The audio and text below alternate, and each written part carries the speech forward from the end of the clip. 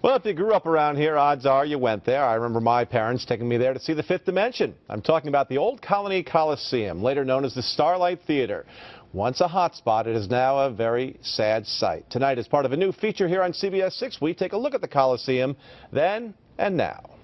It was a Capital Region glamour spot. Women wore their furs. Tucked away in a corner of Latham, it was first known to many as the tent because that's what covered the small theater. Then it grew. A permanent steel covering went over the Colonie Summer Theater, and we were there for opening night. The first show is Mame, starring Edie Adams, and the first performance will be played to a packed house. Bob Hope, Jerry Lewis, Johnny Cash, they all came. Mickey Mantle spoke there. Mike Tyson fought there. Sammy Davis Jr. brought his Vegas act to Colonie. That was then. This is now. What was once the Colonie Summer Theater, the Colonie Coliseum, the Starlight Theater, is now just a decrepit shell of its once glorious self. The theater has been closed for more than a decade. It still stands, barely.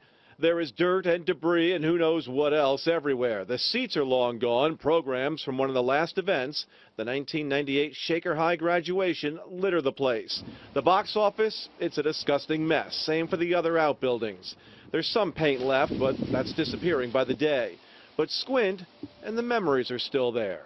Longtime area broadcaster David Allen, now of Moon Radio, interviewed many of the greats as they came through. Bobby Vinton, Perry Como, Bob Hope. And it was the place to go. Everybody went, and it was a night out to be remembered. They had the biggest stars.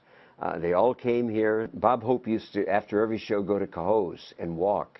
And his driver went along and followed him down the street. And he just walked and strolled and looked in the store windows. It was always theater in the round, but at some point the stage was rigged to spin slowly like a turntable. Performers gave it mixed reviews. Some people liked it, some people didn't. Pat Cooper, the comedian, hated it. He told him to shut it off because he wanted to stand there and move as he wanted to. And all of a sudden he was going this way and that way. So he told him, shut it down.